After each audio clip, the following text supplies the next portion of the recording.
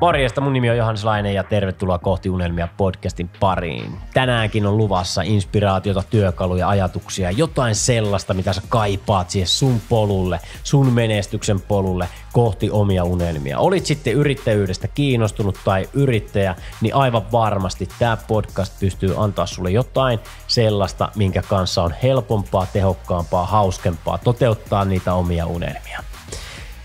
Mennään kattoo jakso ihan tuota pikaa, mutta muistuttelisin tässä välissä, että muistathan katsoa jaksokuvauksesta, onko siellä jotain palveluita, ajatuksia, mikä voisi auttaa sua vielä konkreettisemmin tämän jakson lisäksi toteuttaa niitä omia unelmia. Mut nyt mennään jakson pariin. Tervetuloa kohti Unelmia podcastin pariin. Täällä Johannes Laine tuttuun tapaan ja tänään on erittäin mielenkiintoinen vieras, nimittäin jos hyvin lyhyellä storilla 2010 heräsin itse siihen, että mitä sitä tulee laitettua tuonne suuhun ja kuvittelin, koska minulle oli tietyllä tavalla opetettu syömään, että minähän syön tosi terveellisesti ja minä olen elämäni kunnossa. Ehkä se nuoruus ja urheilun määrä ja uni riitti siihen asti, mutta onneksi löysin sitten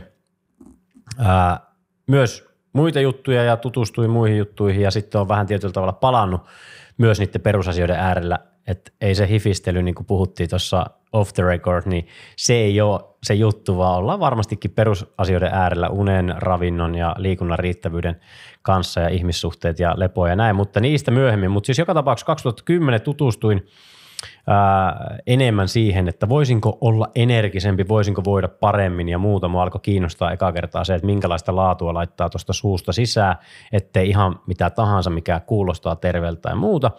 Ja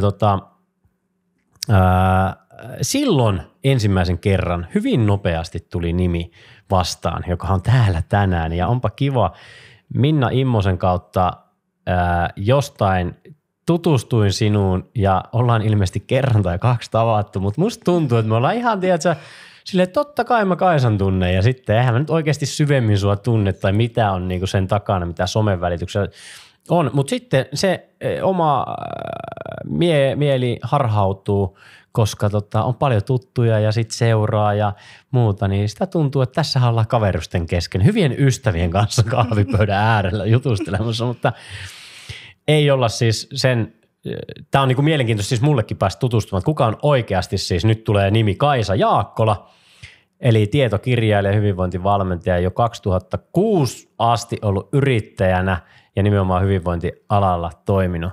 Ihan mielettömän siistiä, että oot nyt täällä, kiva päästä tutustumaan ja tervetuloa kohti Unelmia podcastia. Kiitos paljon, kiva olla täällä tänään. Kuka sä niinku sitten oot? Aloitetaan siitä pienestä kysymyksestä, koska mehän määritellään aina ja se on jotain muuta kuin se, että minun nimeni on.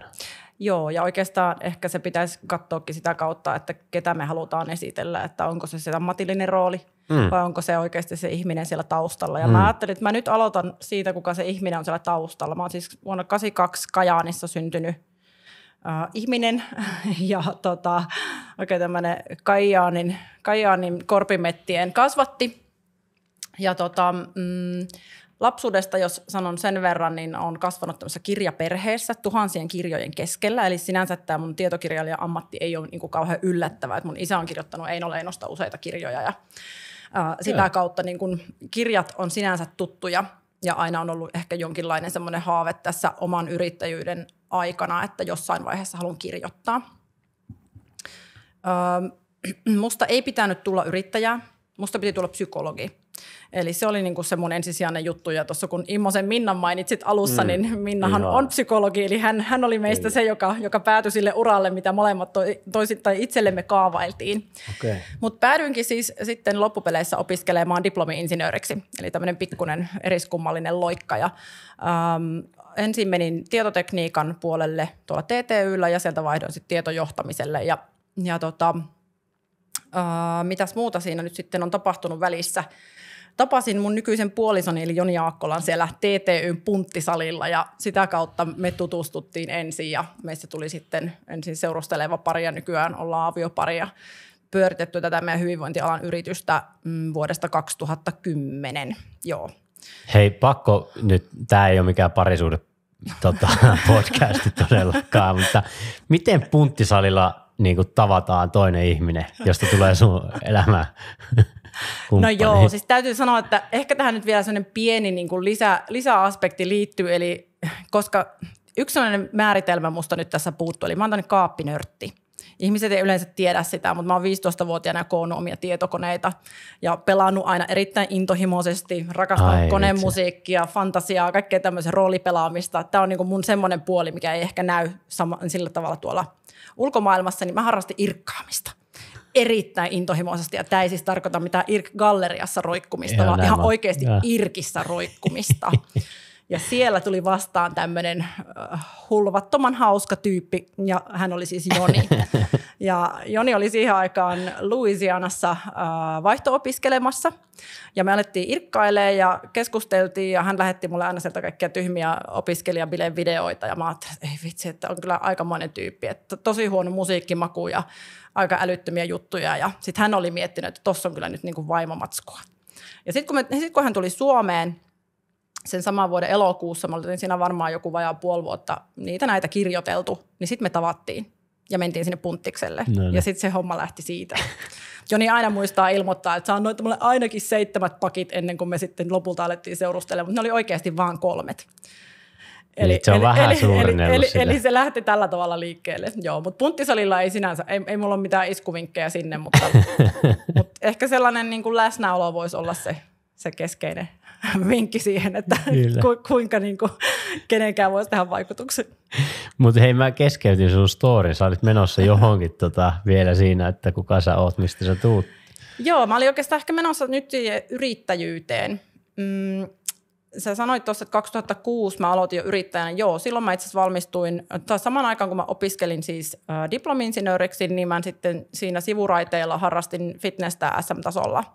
Ja tässä kaikessa taustalla oikeastaan ollut ehkä sellainen merkittävä kohta mun elämässä, että silloin kun mä olin kirjoittamassa ylioppilaaksi, niin sinä vuonna meidän opo sanoi mulle, että Kaisa, sä et voi kyllä hakea niin kuin psykologiaan, etkä sä kyllä oikein voi hakea tuonne niin kuin TTYllekään, että kun sulla on toi lyhyt matikka, niin et sä pysty. Ja sitten mulla oli jotenkin sellainen, mä en tiedä mistä se tuli, koska mä olin aina ollut sellainen keskinkertainen kasintyttö. Mulla tuli jostain semmoinen, että ei hitto, että katsotaanko. Että niin kuin nyt kaikki peliin. Ja sittenhän mä lopulta pääsin tosiaan sinne TTYlle. Ja se oli mulle tosi käänteentekevä kokemus, koska silloin mä ymmärsin sen, että mikä merkitys on meidän sisäisellä motivaatiolla. Eli se, että jos mä niin kuin oikeasti laitan kaiken likoon, niin mitä mä sitten voin saavuttaa.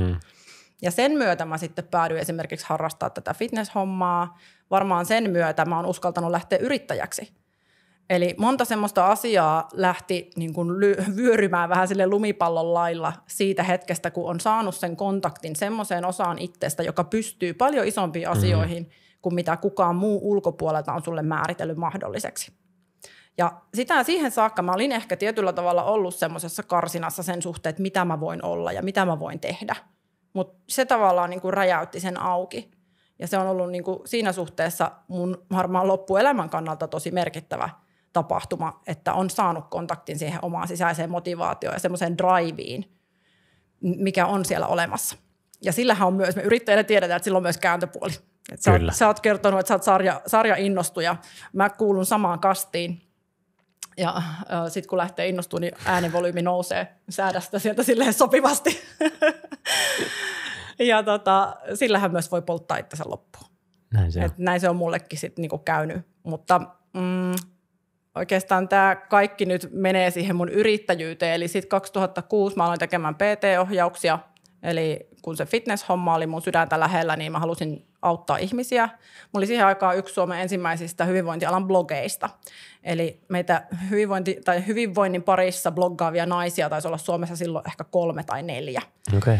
Ja 2007 mä menin Fastille töihin, mut pyydettiin sinne semmoiseen yhteen digiprojektiin. Ja oikeastaan ennen kuin mä sit huomasinkaan, niin mä olin tekemässä urheilulisäravinne-linjaston tuoteuudistusta ja tuotekehitystä ja kaikkea tämän tyyppistä. Ja mä tein siellä sitä jonkin aikaa, kunnes sitten 2009 tämän mun blogin kautta mulle oli alkanut tulla niin paljon valmennuspyyntöjä, että mun oli pakko tehdä niin kuin siinä päätös, että mitä mä niin kuin oikeasti nyt haluan tehdä. Koska se meni vähän sillä tavalla, että mä kävin päivätöissä siellä ja sitten sen kaiken ulkopuolisen ajan tein sitten niitä mun niin kuin valmennushommia.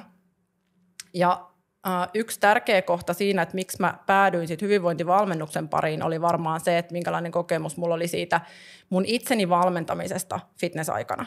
Eli kun isot miesbodarit valmensi naisia, niin se ei ollut inhimillistä, se ei ollut myötätuntosta, se ei ollut naisen hormonitoiminnan niin kuin ymmärtämistä.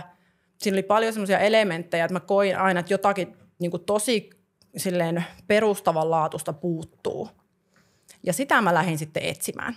Ja samoin toinen asia, mikä on ollut niin kuin keskeinen siinä yrittäjyyden alussa, oli se, että mun oma terveys meni niin pahasti sen fitnesskisaamisen myötä, että mun hormonitoiminta sekosi tosi pahasti. 6 vuotta myöhemmin vasta todettiin kilpirauhasen vajaatoiminta. Eli mä tosi monta vuotta etsin itse, että mikä ihme tässä on, että mä tunnen, että mä en voi hyvin. Ja vaikka mä tekisin mitä, niin mä en saa tätä mun hyvinvointia parempaan suuntaan. Ja sitä kautta oikeastaan sitten mä päädyin niin kuin hormonitasapainon pariin. Ja siitä tuli semmoinen mun kulmakivi ihan jo silloin niin kuin 2009 vuonna. Silloin mä aloin käydä koulutuksia ulkomailla ja aloin tuoda sitten Suomeen näitä ajatuksia ensin mun blogin kautta ja sitten valmennusten kautta, lehtiartikkeleiden kautta ja sitten 2011 kirjojen kautta. Eli sieltä tavallaan lähti se polku niin kuin rakentua sinne mun yrittäjyyteen. Ja jos nyt ajatellaan näitä määritelmiä itsestäni, mä oon 2 pojan äiti. Meillä on 10-vuotias ja 2-vuotias. Ja mä oon heppatyttö. Mä toteutin mun ison unelman ja ostin oman hevosen uupumuksen jälkeen. Sitten mä oon myös tosi inhimillinen ihminen. Nyt mua meinaa alkaa itkettää, koska siis tämä mun hevoseni Armas kuoli viime syyskuussa. Me saatiin vaan 1,5 vuotta aikaa yhdessä. Ja hän oli mulle niinku uupumuksen jälkeen, tämä hevonen, ollut semmoinen niinku tavallaan ilonpalauttaja. Et mä en ollut saanut oikein semmoista kontaktia semmoiseen tosi syvään osaan itsestäni. Semmoiseen syvään iloon, joka niinku iloitsee siitä, että on elossa. Ja se yhteys tämän hevosen kanssa oli mulle sellainen. Ja nyt sitten tämä viimeinen 5,5 vuotta on ollut tämmöistä, no ei ihan 5,5 vuotta, 4 kuukautta, on ollut tämmöistä vähän niin kuin eriskummallista aikaa. Että taas mä oon tämmöisessä pisteessä, missä mä vähän niin kuin haen, että kuka mä oikein oon, mitä mä oikeasti haluan tehdä, kenelle mä haluan olla avuksi, mihin suuntaan mä oon niin kuin oikeasti menossa. Eli jos kysytään, että kuka mä oon, niin ehkä se inhimillinen ihminen on niin kuin kaikkein lähinnä sitten sitä ydintä. Osanottoni. Kiitos. Ja samaan aikaan niin hienoa, miten hevonen palautti sulle ilon. Se on niin kuin, ei kuule joka päivä ja se on kiva kuulla. Inhimillinen ihminen. Se on mun mielestä aika hyvä lähtökohta elämään. Joo, koska mä koen tietyllä tavalla, että hyvinvointialalla työskenteleville helposti laitetaan vähän niin kuin semmoinen lokero. No niin, kun kaikkialle lokeroidaan. Joo, kyllä, mutta jos jotenkin hyvinvointialalla just niin kuin meillä on paljon semmoisia uskomuksia ja näkemyksiä siitä, että mitä sen ihmisen pitää olla.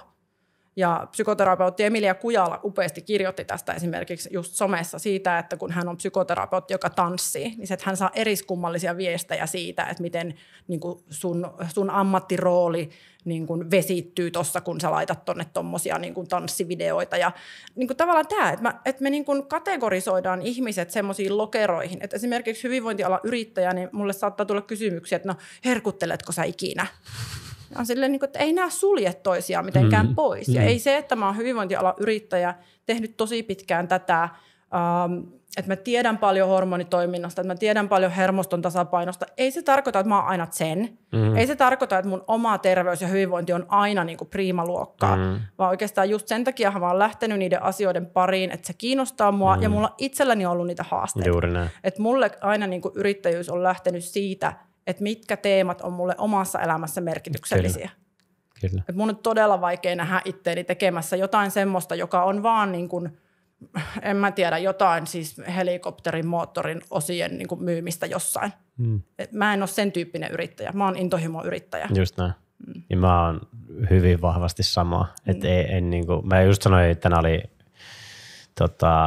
toinen podcast tuossa aikaisemmin ja sit siinä puhuttiin just siitä, että mikä on niinku itselle tärkeää ja että se tekeminen pitää olla linjassa omiin arvoihin ja musta ei esimerkiksi ikinä saisi niinku jotain McDonald's-yrittäjää, vaikka mä saisin Suomen parhaan sijainnin ja mä tietäisin, että mä tekisin sille niinku monta miljoonaa euroa. Mä en vaan niinku halua tuottaa paskaa ihmisille, niinku kannustaa ihmisiä kuluttamaan enemmän sellaista, mitä ne ei tarvi niin paljon, kun ne sitä käyttää.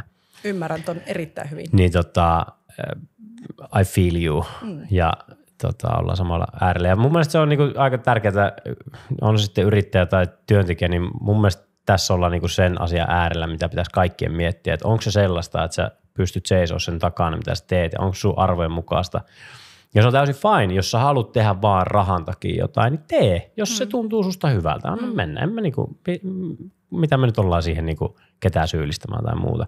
Mutta se, että jos sä teet jotain sellaista vaan rahan takia, mutta sitten samaan aikaan sä oot joka päivä silleen, että no en mä oikeastaan niinku haluaisi tehdä tätä. Ja musta tuntuu väärältä, että me otetaan noilta ihmisiltä rahat tästä niinku krääsästä tai mikä ikinä se juttu onkaan. Kyllä. Mieti sitä ja mieti stepit, miten sieltä pääsee pois. Joo, ja sehän ei ole niin helppoa. Ja varsinkin tälleen niin kuin pitkän linjan yrittäjänä mä koen, että esimerkiksi semmoinen teema kuin uudistuminen, niin se on aika vaikeaa.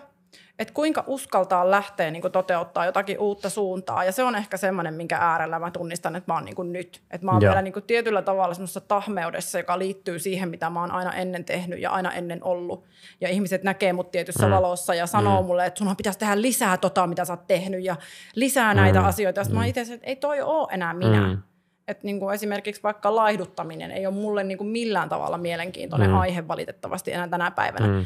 Tosi moni asiakas tulee niin kuin sillä tavalla oveavauksella sisälle, mutta sitten mä ajattelen, että mun tehtäväni on niin kuin tukea tietysti sitä tavoitetta, mutta samaan aikaan myös johdattaa niihin asioihin, jota siellä sen taustalla Just on. Näin.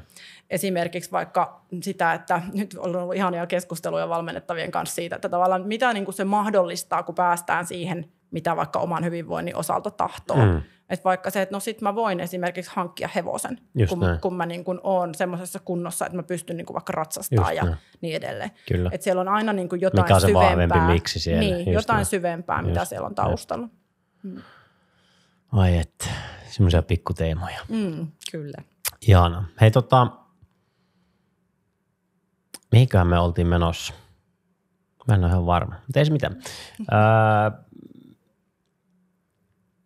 Sä oot niinku myynyt ihan järkyttävän määrä kirjoja, sulla on pitkä historia nyt yrittäjänä, niin mitkä on ollut siellä semmoiset niinku pahimmat seinät, mitä on tullut vastaan, pahimmat esteet, mitkä on niinku ehkä lamaannuttanut, sit sä oot toki kokenut sitä uupumusta ja muuta, niin minkälaisia ne on ollut? Ja sitten jatkokysymys tai kysyn uudestaan, jos unohdetaan, niin miten niistä on päästy niinku eteenpäin?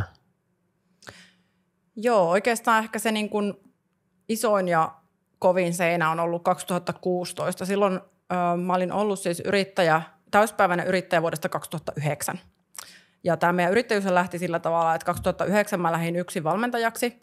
Ja vuoden päästä mulla oli niin paljon sitä niin kuin yritystoimintaa ja kaikkea siihen liittyvää laskutusta. Kaikkea tämmöistä, että mä en niin kuin kyennyt handlaamaan sitä. Eli mä oon siis ihan vaan yrittäjä-irvikuva. Mä inhoan niin kuin kaikkea sitä jotain strategista suunnittelua ja muuta. Mua ei kiinnosta sellainen yhtään. Mä haluan tehdä sitä, missä mä oon hyvä. Yes. Ja sitten taas mun puolisoni Joni on jotenkin osannut katsoa sitä kokonaiskuvaa suuremmin. Ja hän silloin ehdotti, että mitäs jos hänkin lähtisi tähän mukaan, että tässä on ihan selvästi niin kuin useammalle tekijälle paikka. Ja hän sitten irtisanoutui Nokian renkailta ja lähti mun kanssa yrittäjäksi. Me perustettiin Optimal Performance, lähdettiin viemään sitä eteenpäin ja kasvatettiin meidän tiimiä aika nopeasti niin suurin piirtein 10 henkeä. Ja nykyään meillä on siis myös voimaharjoittelusali ja valmennuskeskus Helsingissä, Pasilassa. Niin tätä kautta mä olin päätynyt siihen tilanteeseen, että lähes joka vuosi mä julkaisin uuden kirjan. Ideat ei todellakaan loppunut kesken. Oli siis enemmän kaikkea tekemistä ja kiinnostavaa, mitä mä niin kuin vaan pystyin niin kuin vuorokauden tunneissa saamaan aikaan. Ja sitten meillä oli kuitenkin 2013 syntynyt meidän ensimmäinen lapsi, Julius. Ja 2016 kävi niin, että 1.3. Mulla oli tulossa siis massiivinen webinaari. Mun uuden kirjan verkkovalmennus oli starttaamassa. Ja lääkäri soitti mulle ja sanoi, että siitä sun selästä leikatusta luomesta, missä ei siis pitänyt olla mitään, löytyi melanooma. Eli yhtäkkiä mä olinkin niin nuori syöpäpotilas. Okay. Ja mä vedin sen webinaarin, yli 1000 kuulijaa, niin kuin tietäen tavallaan sen, että jos tämä on niin kuin huono keissi, niin tämä on tosi huono keissi. Nyt meidän tuttu lääkäri oli mulle sanonut sitä, että kai sä nyt heti levinneisyystutkimuksia, että se on kaikkein tärkein. Että jos se on pinnallinen, kaikki ok. Jos se on levinnyt, niin sitten mä muistan vieläkin, että hän sanoi, että sitten se on bad. Ai vitsi. Ja tilanne oli siis se, että edellisenä vuonna me oltiin perustettu tämä sali Helsinkiin. Meillä oli siellä 804 isot kiinteät kulut, oli tarkoitus saada se isoon nousuun. Mä olin vielä ollut niin kuin pienen lapsen kanssa kotona valtaosin ja sitten siinä kohti tehnyt myös uutta kirjaa. Ja kirja oli tullut just tammikuussa pihalle, maaliskuussa tulee tämä. Ja olisi ollut tavallaan niin kuin iso näkymä siihen, että koko seuraava syksy oli buukattu luentoja, oli niin kuin tosi paljon asioita tulossa, niin kuin hyviä asioita tulossa ja sitten mä putosin. Ja se ei ollut vaan se, että todettiin tämmöinen niin kuin pinnallinen melanooma. Se ei luojan kiitos ollut levinnyt, vaan sitten oikeastaan siinä kohti rupesi niin kuin kaapista putoilemaan semmoiset luurangot, mitä mä en ollut niin kuin kattonut silmiin. Eli siellä edellisinä vuosina oli tapahtunut tosi rajuja asioita mun ja meidän elämässä, ja mä olin jotenkin niin kuin silleen suomalaiseen tyyliin ehkä ajatellut, että no, että kun ei henki lähtenyt, niin mennään niin kuin eteenpäin. Ja niin siinä sitten mentiin eteenpäin. Ei tietenkään silloin, kun on pieni lapsi, niin siinä ei oikein pysty niin kuin pysähtyä semmoisten isojen niin kuin tämmöisten elämän ja kuoleman teemojen äärelle. Ja silloin sitten sen syövän myötä nämä asiat rupesi tulemaan niin kuin eteen. Et mulla rupesi menee yöunet, alkoi tulla tosi rajuja takaumia. Mä aloin kärsiä traumaperäisen stressihäiriöoireista, jota mä en silloin siihen aikaan ymmärtänyt. Eli mä vaan ihmettelin sitä, että mikä tässä on, että mä oon niin kuin todella epämotivoitunut mun töistä. Mä en todellakaan halua mennä ihmisten eteen. Mä oon koko ajan itkunen. Mun keho käy ihan järkyttävillä ylikierroksilla ja sitten niin kuin välillä tulee sitä, että mä lamaannun täysin. Ja sitten kesällä mä päädyin sitten psykiatrille ja sieltä tuli sitten jo diagnoosia ja kaikkea tämmöistä. Ja mä olin sen verran huonossa hapeessa, että mä olin sitten lopulta luennoilta tauolla yli vuoden. Eli mun koko sen syksyn kalenteri tyhjennettiin. Joni onneksi pystyi ottaa koppia niistä, eli hän meni mun puolesta puhumaan luennot ja sai siinä kohti sitten myös oman puhujauran mielettömällä tavalla nousuun. Eli siinä oli niinku hyvää ja huonoa. Mutta se oli mulle semmoinen tosi iso käännekohta, jossa mä jouduin tulemaan tietoiseksi semmoisista asioista, joita mä olin ohittanut. Ja mä tiedän niin kuin nyt jälkikäteen, että mä olin ohittanut niitä siis hyvin paljon esimerkiksi sillä, että mulla oli aina semmoista mieletöntä self-help-haippia. Eli mä aina niin kuin keksin jotain, niin kuin millä mä pystyin silleen mindfuckkaamaan itteni positiiviseen mielentilaan ja kääntämään ahdistuksen innostukseksi ja kaikkea tämän tyyppistä. Että mä en oikeasti ikinä kohdannut itteeni tai niitä asioita, mitä oli tapahtunut. Ja silloin mä pääsin sitten pitkään psykoterapiaan ja pysähdyin ihan oikeasti. Ei ollut mitään muita vaihtoehtoja. Mun fysiikka antoi niin pahasti periksi, että siinä ei ollut niin kuin mitään muita vaihtoehtoja. Ja se on aloittanut semmoisen ihan uudenlaisen ajanjakson oikeastaan mun yrittäjyydessä. Et sitten tavallaan siitä eteenpäin niin voi ajatella, että siellä on ollut sitten muita käännekohtia, mutta ei enää samalla tavalla silleen synkkiä käännekohtia, vaan enemmänkin semmoisia positiivisia käännekohtia. Että mä päädyin enemmän palautumisen pariin mun työssä. Ja se on ollut semmoinen iso sydämen aihe. Et siinä pystyy laajentamaan sitä niin kuin käytännössä vaikka mihin suuntaan. Oli se sitten ihmissuhteet tai hermoston tasapaino tai tämä, mitä mä tein mun hevosen kanssa, eli hevosavusteinen valmennus.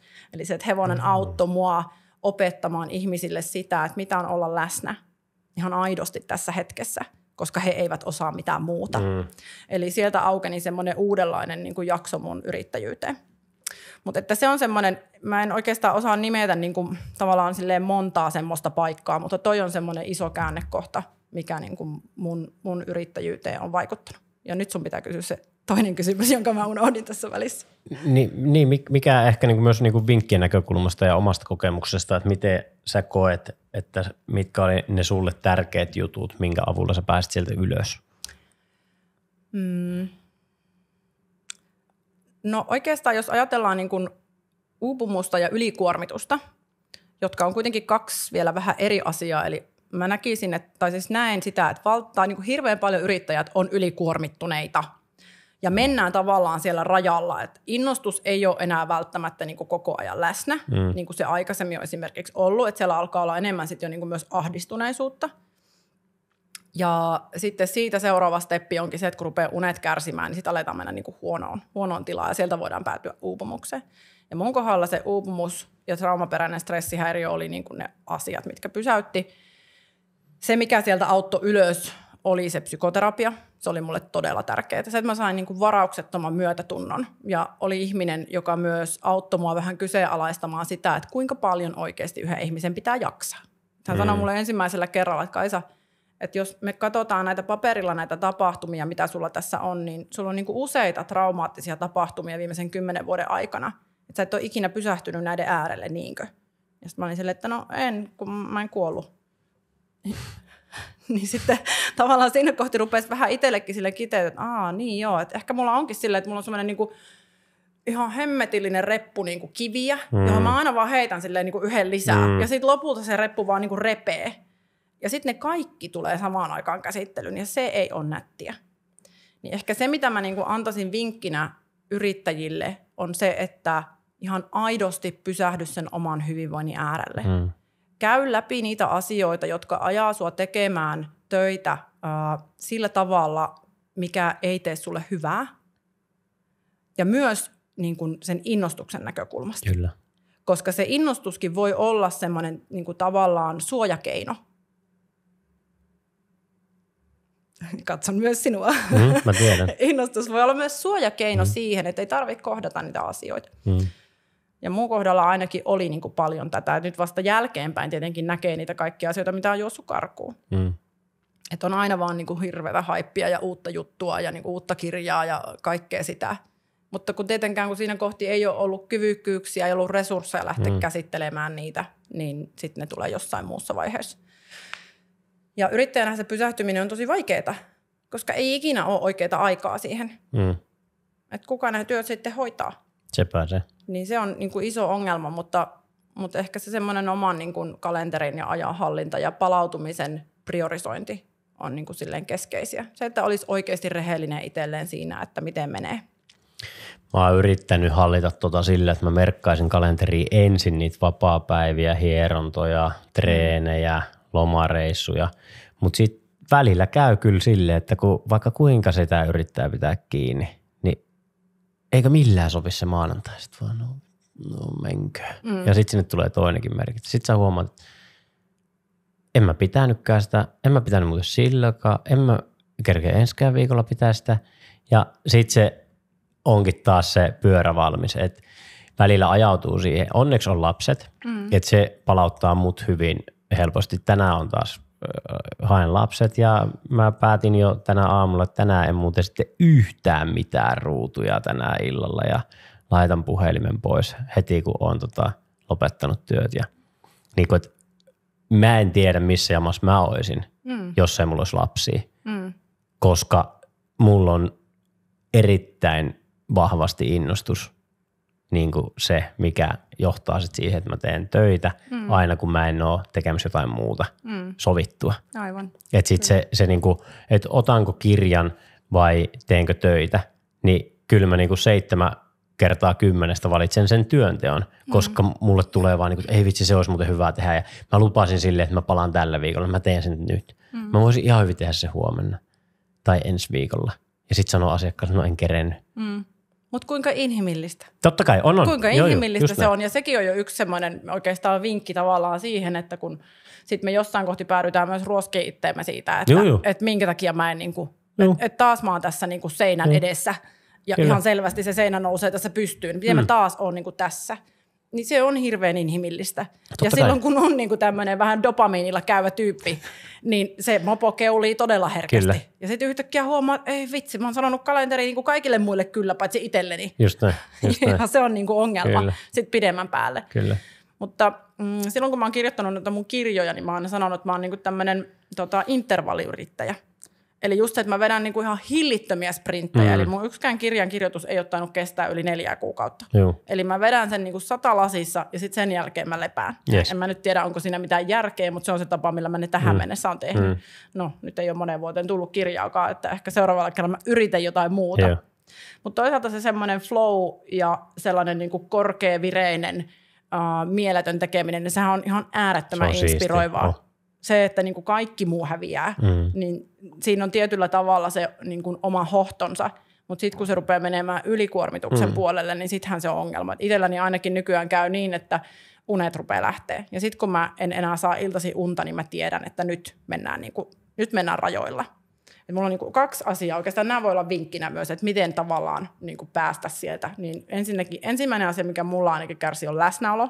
Eli se, että mä en kykene enää olemaan esimerkiksi lapsille läsnä, vaan mä huomaan, että mä menen vaikka tsekkaamaan vielä jotain sieltä puhelimesta tai niin kuin on jotain muuta, mikä on ikään kuin tärkeämpää, että pitää puuhastella. pitää puuhastella niin kuin koko ajan jotakin, että on pakko laittaa ne tiskit niin kuin just nyt sen sijaan, että mä vaan istuisin sinne ja rakentaisin niitä palikoita. Mutta silloin, kun se hermosto on siellä ylivireen puolella, niin se rauhoittuminen on ihan hirveän hankalaa.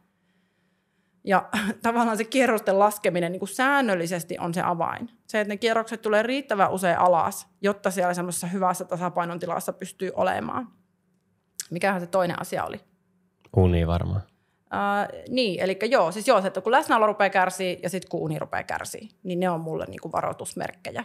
Ja ne on ne 2 asiaa, joihin mä pyrin niin kuin vaikuttamaan.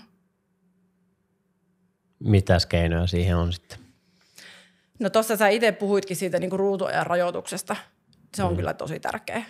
Et varsinkin jos oma työ on semmoista niin kuin aika hektistä moneen reagointia, tai jos siitä on itse päätynyt tekemään sellaista. Koska kysehän ei aina ole siitä, että meiltä vaadittaisiin reagointia, mutta me itse hypitään sieltä sovelluksista toiseen. Ja sitten kun me pistetään sähköposti kiinni, niin me avataan puhelimesta joku muu juttu. Ja sitten sä opetat vielä kaikki muut siihen, että mä muuten oon täällä 247 läsnä, niin silloinhan sä opetat myös itsellesi, että mun pitää olla ja muuta. Kyllä. Ja sitähän tietenkin tulee myös sellainen olo, että oi vitsi, kaikki tarvii multa kaikkea, niin mä oon tarpeellinen ihminen. Kyllä. Mutta se puhelimen, ehkä se semmoinen ruutuajan rajoittaminen, ja ehkä niin kuin kaikissa asioissa ensisijaisesti tietoisuus.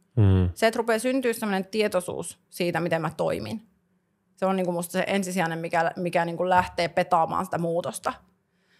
Eli tietoisuus siitä, miten käytän ruutuja, tietoisuus siitä, miten rakennan mun päivät, jotta uni voi olla riittävää ja niin kuin riittävän hyvä laatusta.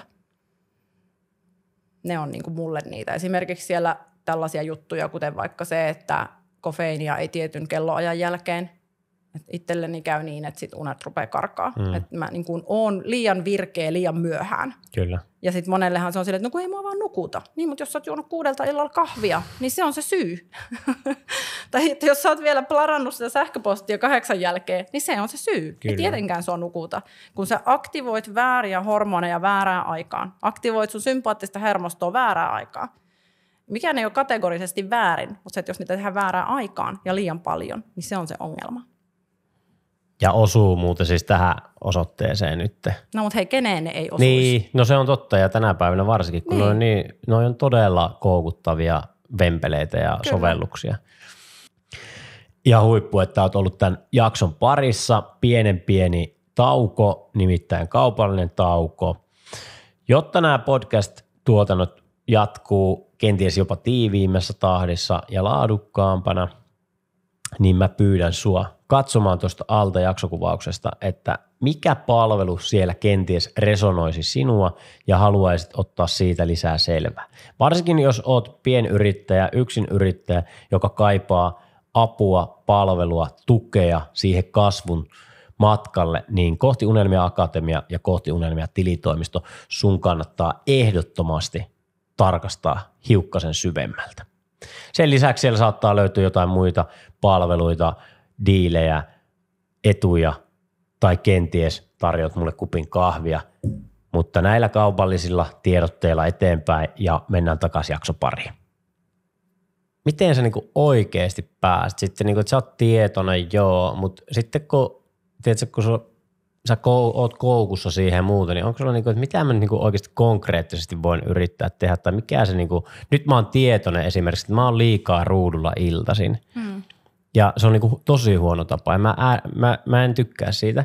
Osa syy siihen on se, että meillä on aina treenit ihan lepakkovuoroina, jolloin se on tosi luonnollista, että sit siinä treenien jälkeen, varsinkin jos mä menen kaverin kyyvissä reeneihin, niin sitten mä niinku otan sen, mä tsekkaan vielä, vaikka ei tarvitse tsekata mitään. Mutta mä menen silti sinne, kun mä en saa ilmoituksia, siis mistä mä oon jo niinku ylpeä, että mä oon ollut monta vuotta, että mulle tulee vaan puhelut läpi. Just niin. Ei mitään ilmoituksia, että joku on kommentoinut tai joku lähettää WhatsAppia. Sä kysyit, että sä et ole varmaan lukenut. No en ole, kun en ole niinku, nyt käynyt WhatsAppissa. Niin, aivan. Et siitä mä oon jo, niinku, että mä oon päässyt sen yli, kun mä katson välillä kauhulle. Siis sulla on niinku, koko ajan piippaa, että kun kaikki ilmoitukset tulee ihan jokaisesta sovelluksesta. Joo. Se on ihan hirveä. Joo, toi on kyllä niinku ensimmäinen steppi. Wow. Mutta sitten se tapa on vaan niin koukuttunut. Ja sitten mä menen niinku liian myöhään aina ruuduille.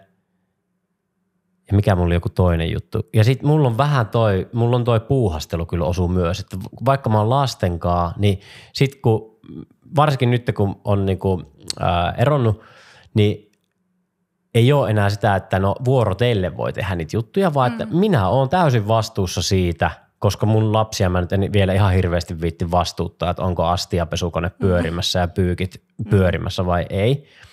Heitä onneksi voi ottaa avuksi siihen, mutta ei se ole niiden vastuulla. Niin sit mä tiedän, että se puuhastelee, mä hoidan niitä ja sitten no nyt pitää mennä tekemään sitä ruokaa jo ja muuta. Ja sitten mä en ehkä ole tarpeeksi pitkiä aikoja siinä läsnä, vaikka mä koen olevan niin kuin melko hyvä siinä, mutta toi osuu myös niin kuin mulle. Niin mitä ihmettä mä nyt niin kuin konkreettisesti voin tehdä muuta kuin se, että mä tiedostan sen? No ensinnäkin siis tämähän on niin kuin iso haaste varmaan kaikille vanhemmille. No niin. Että sinänsä sä et ole sen kanssa yksin. Ruuhkavuodet vai mikä se on se termi? Ruuhkavuodet, niin oikeasti ruuhkavuodet, kun niin kuin on kilpailevia prioriteetteja niin paljon, että miten ihmeessä, että mistä tavallaan sit karsii. Ja sitten kun ei haluaisi ehkä just karsia sitä läsnäolosta, mutta sitten siitä on kuitenkin pakko karsia, jotta asiat tulee hoidetuksi. No siis eihän ne lapset siitä rikki menee, että ne touhua itsekseen. Mutta se, että osalla meistä on vähän niin kuin semmoinen tavallaan niin kuin se, että kun me ollaan siellä hermoston korkeassa vireystilassa, niin se saa aikaan sitä, että meillä on semmoinen pakkopuuhastelu. Ehkä se on se, mitä niin kuin on hyvä tulla tietoiseksi siitä, että pitääkö niin kuin tyyliin viikata sukkia värijärjestykseen vielä sittenkin, kun ne on jo pari kertaa laitettu niin kuin siihen tyyliin. En tiedä, kenellä ruuhkavuosissa oikeasti niin kuin aikaa siihen. Mutta kun toisillahan on just tämä, että keittiö pitää olla niin kuin jynssätty silleen tahrattomaksi ja kyllä, niin kaikki tämmöinen. Ja valitettavasti en kuulu itse niihin. Olisi ihanaa, jos meillä olisi aina siisti keittiö, mutta se ei vaan ole. Että ehkä se, että kestää sitä, niin kuin, että kaikki asiat ei tule hoidettua ja se, että mitä se haittaa, jos ne ei välttämättä kaikki tänään tule hoidettua. Kyllä. Se on ainakin yksi semmoinen asia. Ja mä muistan, joku mun tuttava joskus kertoi, tämä on just näitä tämmöisiä tyypillisiä, että joku luki netistä joskus jossain, että nykyvanhemmat on niin kuin keskimäärin 7 minuuttia läsnä lapsilleen päivittäin. 7. Mä en tiedä, onko tämä totta, mutta se on jotenkin hitsautunut mun aivoihin, että tämä pitäisi tarkistaa. Jos joku voi tarkistaa, niin tarkistakaa.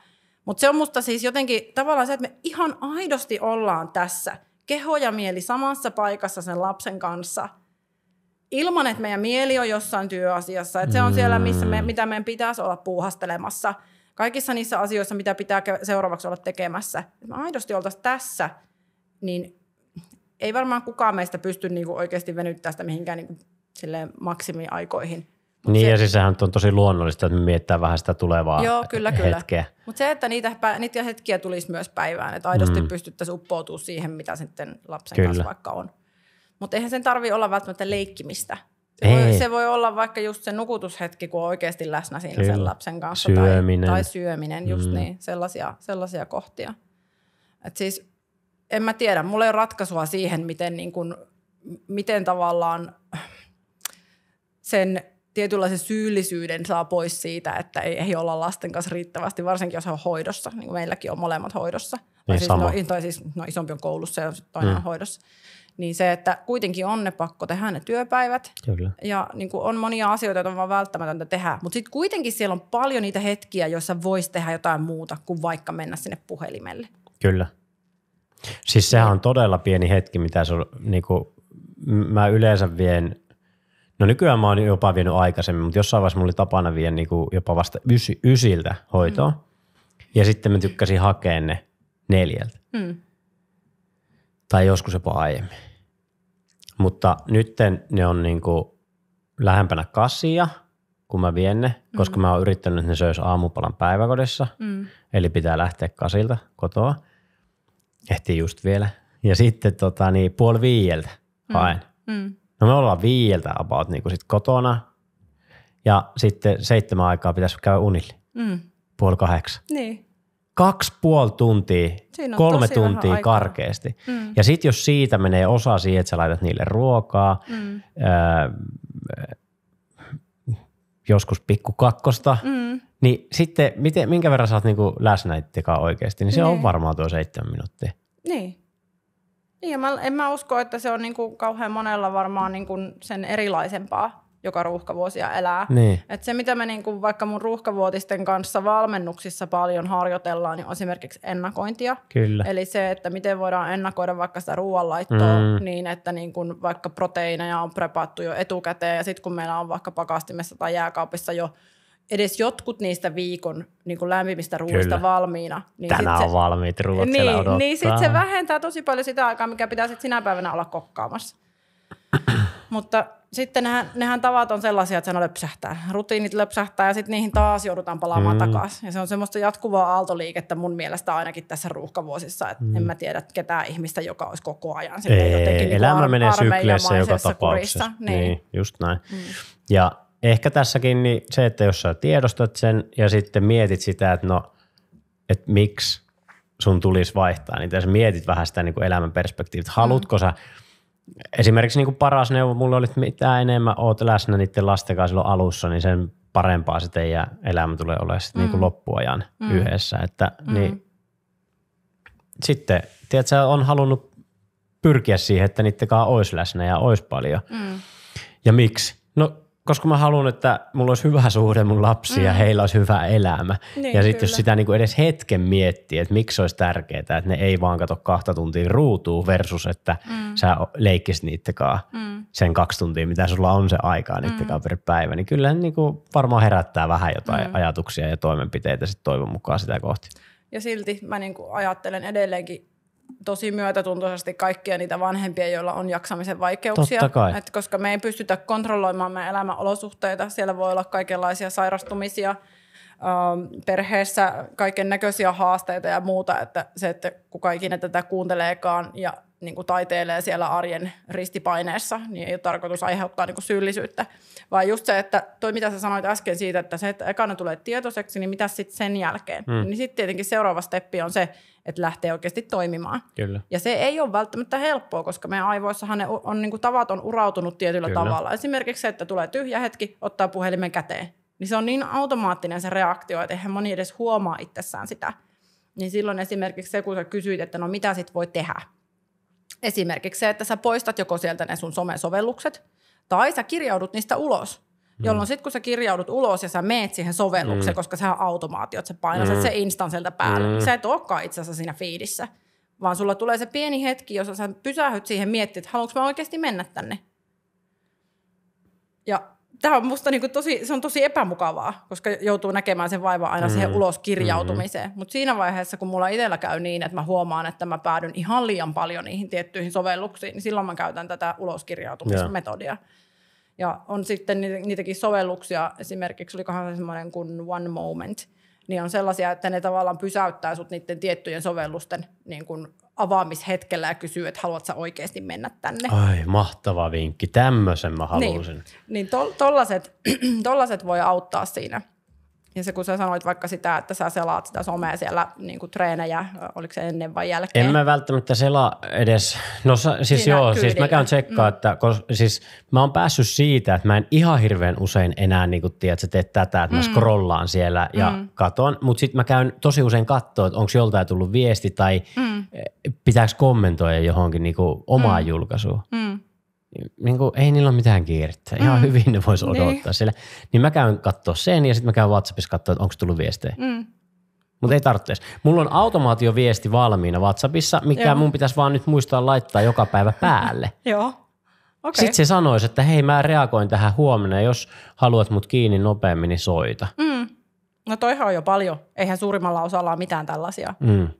Mullakin on ollut siis mailissa vastaaja, en edes tiedä kuinka pitkään, joka ilmoittaa, että sori, mä oon aika huono näissä maileissa, että jos sä haluat vastauksen, niin oota 3 viikkoa tai laita viestiä mun assarille.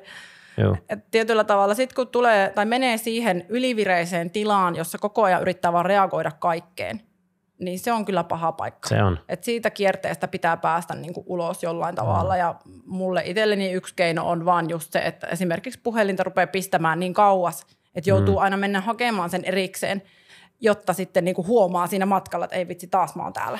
Ja boksi, lukollinen boksi. puhelin sinne. Kova. Ja sitten sä joudut eka hakea sen avaimen. Että jos avain on keittiössä ja boksi on makkarissa nyt niinku esimerkkinä, niin sitten sä joudut eka kävele keittiöön hakea sen avaimen ja sitten sulla on koko matka aikaa miettiä, että tarviinko mä oikeasti nyt sen puhelimen. Mullakaan ei ole sitä boksia vielä, mutta mä olin ystäväni kanssa ja hän osti ja sitten mä jollain tavalla ajattelin, että mä en tarvii. Ja sitten mä en ostanut sitä. Mutta nyt mä huomaan, että mä kyllä tarviin ton boksin. Mä ehkä käyn ostaa semmoisen. Mä luulen, että aika monessa perheessä se voisi olla hyödyksi. Niin. Koska ja meillä ainakin, kun alkaa jo olla 10-vuotias, joka on niinku tosi kiinnostunut näistä vehkeistä ja muuta, niin on oikeasti yksi iso vanhemmuuden haaste se, että paljonko ruutuaikaa on ok. Kyllä. Että se, että et sä jää niin kun sun kavereista kuitenkaan niin kun ulkopuolelle, mutta sitten samaan aikaan, ettei niin kun se menisi ihan överiksi. Eli nyt joku voi kuulijoista ottaa tämmöisen, että tekee semmoisia tosi makeita puhelinparkkeja, niin, lukollisia parkkeja. Joo. Tässä on uusi bisnes. Mä näen, että tämä tulee myymään paljon jossain vaiheessa. Tämä on ehkä yksi niistä kulmista yrittäjyydestä, mitä me voitaisiin myös niin kuin koskettaa. Eli just se, että kun puhuttiin, että mitäs vinkkejä uusille yrittäjille. No intohimo on tärkeä juttu, mutta sitten toinen juttu on kyllä se, että onko siinä mitään järkeä siinä sun onko siinä mitään markkinaa? Niin. Just näin. Hei siis ihanaa jutella sunkaan. Mä huomaan vaan, että meillä menee 4 tuntia, jos me käydään, mitä me kelattiin käydä, jos mä vähän yritä päästä takaisin punaiseen lankaan, missä oli ehkä, siis me ollaan oltu äärellä, mutta itse asiassa sä oot kyllä vastannut aika hyvin näihin, mitä mä mietin, mä kysyn. Hälytyskellot, sä sanoitkin, ylivireystila, läsnäolo ja uni, se oli hyvä.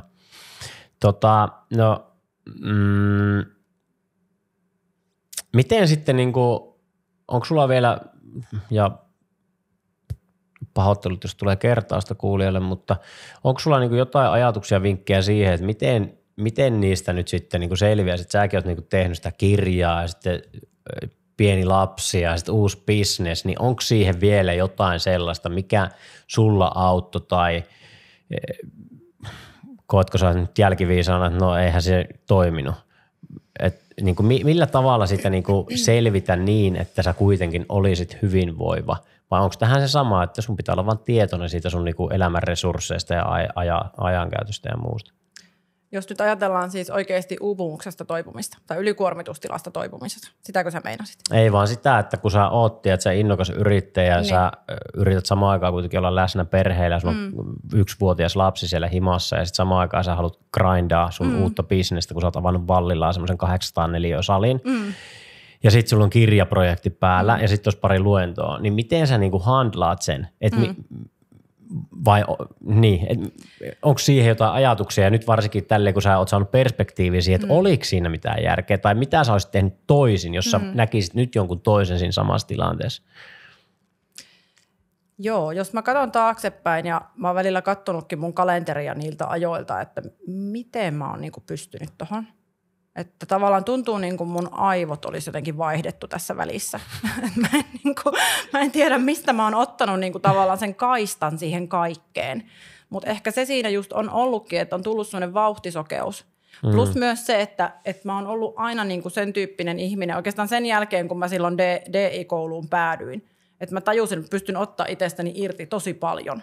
Ja sitä kauttahan se vauhtisokeus rupeaa kasvamaan. Että ei enää jossain kohti oikein näekään sitä, että miten paljon niitä asioita on niinku itsellä käsissä. Että niinku tavallaan ei normaalin ihmisen tarvitse edes pystyä siihen kaikkeen. Et silloin, jos meillä on siellä niinku perhettä, vapaaehtoistyötä, niinku 10 yritystä, niin kuin sulla on, mitä liian kaikkea sulla onkaan, urheilu, muu, niin siinä niin väkisinkin jotkut niistä asioista päätyy sinne prioriteettilista hännille. Niin ehkä se niin semmoinen tosi tärkeä asia olisi se, että riittävän säännöllisesti pysähtyy sen äärelle, että onko mun elämässä niitä asioita, mitä mä sinne niin aidosti kaipaan. Tuossa äsken, kun mä ajoin tänne, niin kävi semmoinen hetki, että siis rekka meinasi tulla päin autoa siinä niin mun kaistalle. Ja onneksi sain väistettyä sen verran sinne, niin kuin ei nyt ihan ojan pientareille, ei lähtenyt auto käsistä eikä mitään, mutta kävi siinä semmoinen pieni hetki sen jälkeen mielessä, että ei vitsi, että tämäkin on taas niitä kohtia, missä olisi niin kuin voinut käydä huonosti. Kyllä. Ja että semmoinen niin kuin pysäyttää miettimään, että onko tämä arki sitä, mitä mä haluan, koska tämä elämä on sitä arkea. Ei voi elää lomille, ei voi elää sille jollekin sitten kun. Ja mä elän siis tällä hetkellä koko ajan sille, että sitten kun mä pystyn hankkimaan sen uuden hevosen. Että vaikka nyt niin kun tässä on ollutkin vaikea jakso, niin nyt mä tiedän, että mä todella haluan sen. Mutta mä elän koko ajan sille, että sitten kun mulla on taas se, niin sitten mun arjessa on taas ne asiat, mitä mä haluan. Niin kun on paljon menossa, niin pysähtyminen. Se, että aidosti tulee niin kuin sitä, että toki joo, siis me tehdään paljon, me ehkä suoritetaankin jonkin verran, se on joskus tarpeellista, kyllä, me ehkä pusketaankin jonkun verran, sekin voi olla tarpeellista, mutta se, että meillä olisi myös oikeasti niitä jarrutuspaikkoja. Kyllä. Että pääsee sen äärelle, että mikä on tärkeää. Koska siis määränsä enempää niitä asioita ei voi olla elämässä. Tai sitten väkisinkin joku kärsii. Jollakin se on parisuhde, jollakin se on oma terveys, jollakin se on se suhde niihin lapsiin, jollakin se on se, miltä se oma työ rupeaa näyttää. Niin ehkä se on semmoista niin kuin tasapainoilua sen välillä, että minkä äärellä niin kuin aidosti haluaa oikeasti kukoistaa, koska kaiken äärellä ei voi kukoistaa. Ei samaan aikaan. Niin, ei samaan aikaan. Just voit näin. Kaiken äärellä kukoistaa, mutta eri aikaa. Niin, just näin. Joo, ehkä se olisi näin. Ei mulla ole siihen mitään semmoista niin kuin taikakiveä. No. Siis kaikkihan meistä haluaisi, että näin olisi. Ja tämän päivän jotenkin musta niin kuin tuntuu, että tavallaan se semmoinen, esimerkiksi se mitä niin kuin some luo, mielikuvaa, niin antaa sen käsityksen, että näin voi olla. Kyllä. Että kaikki voi olla upeata.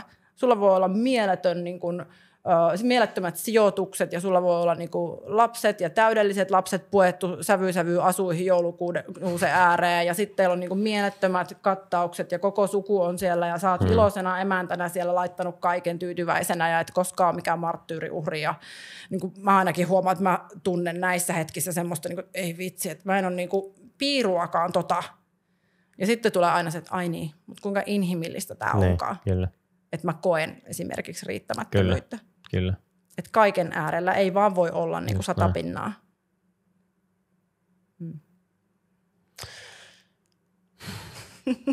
Sori, nyt vaan tämän parempaa vastausta tähän ei ole.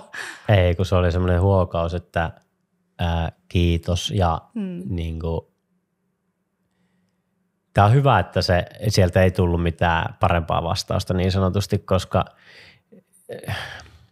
jotenkin, että ihmiset tarvii enemmän sen kuulemista, että se on ok, miten sä teet sen, mitä sä nyt teet ja asiat menee, miten ne niinku menee tietyllä tavalla tai siis sille, että sulle tulee vastoinkäymisiä ja some antaa väärää kuvaa ja muuta ja sitten niinku pysähdy ja mieti, että mikä on sulle tärkeää, minkä vuoksi sä haluat tehdä, minkä vuoksi sun tarvii nyt pysähtyä ja mikä on sulle niinku se juttu, oikeasti se juttu, mikä on oikeasti tärkeää.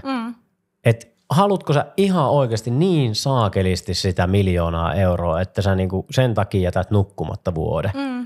Että miksi ihmeessä? Sä et edes tiedä, oot sä 2 vuoden päästä elossa. Nimenomaan. Just niin miksi et sä elä nyt Niin, just tää. Ai että mä rakastan sitä termiä. Joo, kyllä. Tää oli se, miten mä ostin mun hevosen. Ei sitku. Ei. Koska se johtaa vaan siihen, että sä oot voiku. Niin, eiks vaan? Sit sä oot 60-vuotias Kaisa, joka miettii, että voi kun mä olisin ostanut sen hevosen. Mä olin 2-kuukautisen vauva-äiti, kun mä ostin hevosen. Niin, nimenomaan. Siinä ei ollut mitään järkeä. Niin. Ei niinku mitään järkeä. Niin. Mutta siinä hetkessä se oli parasta, mitä pystyi tapahtumaan. Just näin. Koska mä olin niin paljon parempi äiti mun lapsille, kun mä kävin säännöllisesti siellä tuulettamassa päätäni. Ja tekemässä jotain semmoista, mikä kohottaa mua. Ja musta tää on semmoinen yksi tosi tärkeä asia yrittäjille, että sulla pitää olla ehkä vähän jotain muutakin kuin vain se sun yrittäjyys. Todellakin. Et vaikka moni meistä elää niin kuin satasella sitä omaa yrittäjyyttä, niin kuitenkin se sun hyvinvointi on se, mikä kannattelee sitä yritystä. Ja jos sitä omasta hyvinvoinnista rupeat tinkimään, oli se sitten niin kuin psykologinen hyvinvointi, johon mä näen tämmöiset niin kuin nimenomaan työstä irrottautumisen, mitä mä ainakin mulle niin kuin se hevonen teki ja mitä sulle vissiin koripallo on ollut ja lasten kanssa oleminen ja tämmöiset asiat.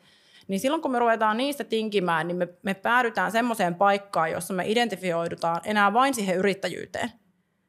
Ja sitten voi tulla jotakin semmoista elämässä, niin kuin mulla ja meillekin kävi, että se pysäyttää paikalleen. Ja mä en voi enää laittaa itteni vain siihen yrittäjälokeroon, jolloin tulee se kysymys, että kuka mä sit oon? Kyllä. Ja mistä mä sit nautin, jos mä oikeasti vihaan mun työtäni tässä hetkessä?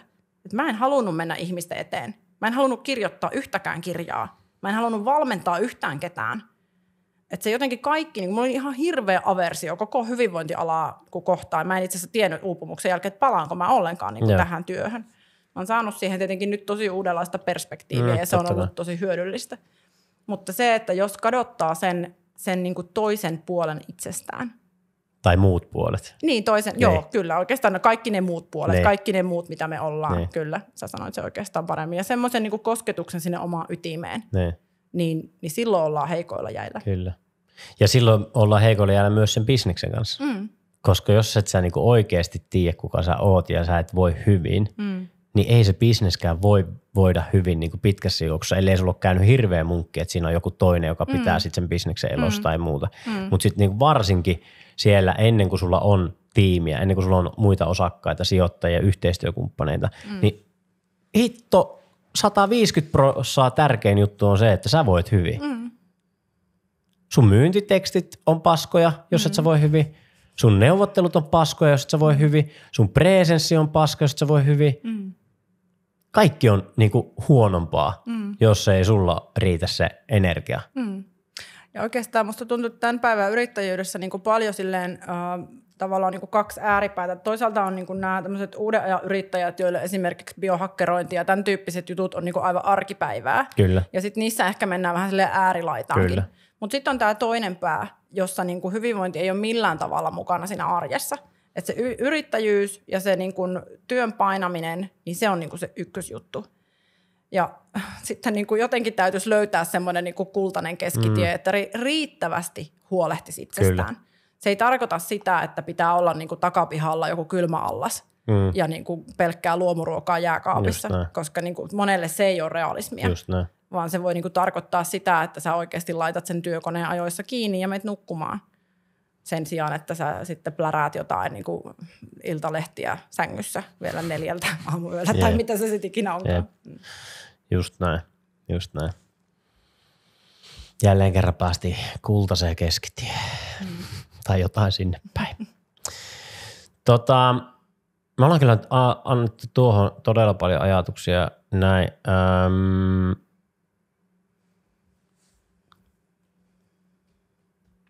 Ehkä me hypätään vielä hetkeksi semmoiseen teemaan kuin, että mitä vinkkejä, ajatuksia, hyviä kysymyksiä kenties niille, jotka miettii hyvinvointialalle yrittäjyyttä, tämä vielä jatkuu, tai kirjailijaksi, tai että haluaa boostata sen kirjan tekemisen avulla omaa liiketoimintaansa. Joo, siis kirja on ollut kyllä, jos ajattelee mun yrittäjyyttä, niin kirjat on ollut todella merkittävä tekijä siinä, että minkälaiseen asiantuntija-asemaan ne on nostanut mut. Eli sinänsä mä voisin sitä suositella kenelle tahansa, jolla niin kuin kirjoittaminen on luontainen keino ilmaista itteensä. Mulle se on aina ollut niin kuin suhteellisen vaivatonta ja mä oon aina tykännyt tosi paljon kirjoittaa. Ja sitten taas, kun tietenkin on ihmisiä, joille se ei ole se juttu, niin voi olla, että on helpompaa tehdä vaikka some-sisältöä ja silloin ei tarvitse miettiä edes kirjoja. Mutta sitten jos on vaikka tämän tyyppinen yrittäjä, että on niinku asiantuntijayrittäjä, niin kyllä se oma kirja ja sen näkyville saaminen on erittäin tehokas keino niinku boostata sitä omaa asiantuntija-asemaa. Et silloin kun mä kirjoitin mun ensimmäisen kirjan, niin enhän mä ollut tehnyt niinku yrittäjänä töitä vielä kauhean pitkään. Eikä voi niinku mitenkään sanoa, että mä olisin oikeasti ollut joku hormonitoiminnan asiantuntija niinku sillä kokemuksella. Mutta se kirja nosti mut sinne. Ja sitten ihmiset rupesivat kuuntelemaan, mitä mulla oli sanottavana. Ja vaikka mä nyt katson taaksepäin, että herran jestas, että mä ikipäivänä tänä päivänä niin puhuisi tolleen, enkä mä en ole noin mustavalkoinen enää. Että siellä on niin paljon semmoisia asioita, joita mä en enää allekirjoita. Niin se on ollut kuitenkin siihen hetkeen tosi tehokas keino saada näkyville sitä omaa viestiä. Kyllä. Ja kirjan kanssa musta yksi semmoinen tärkeä juttu on niin miettiä, että mikä se on se semmoinen sun juttu, minkä sä voit niin jakaa maailmalle. Joku semmoinen asia, missä sä annat itsestäsi jotain, mutta myös annat hyötyä toisille. Et se, että kirjoittaa pelkän tietokirjan, joka on niin pelkkää asiaa, niin se ei välttämättä samalla tavalla kolahda ihmisiin kuin se, että siinä on sitä jonkinlaista tarinallisuutta mukana. Et Suomessa tietokirjat myy keskimäärin siis alle 2000. Et luin just Kirjailijaliiton sivuilta, että tietokirja, joka on myynyt yli 3000, on myynyt erinomaisesti. Paljon sä oot myynyt? Yli 75 000. Boom!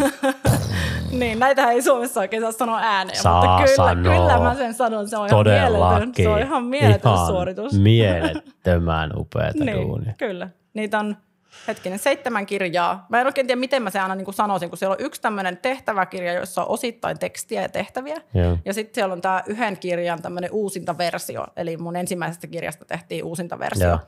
Niin onko se sitten niin kuin ehkä 5,5 kirjaa? No mutta 7 julkaisua. No 7 julkaisua, Ei. joo, kyllä. Joo, ja ne on yhteensä niin myynyt 70 000, oliko 70, se? Yli 75 000. Joo, 75 000. Ja sitten vielä semmoinen, mikä siinä on... keskiarvokin, jos niin. miettii, että 7, ai vitsi. Joo, on se. Kyllä se on tosi kova. On se tosi kova. Että siellä ne ensimmäiset on myynyt niin kuin yhteensä, ne hormoneista kertovat kirjat on myynyt yli 45 000 kappaletta. Joo. Niin on se paljon. Mutta se, mikä on myös tärkeää kirjassa, niin on se, että kuka sen julkaisee.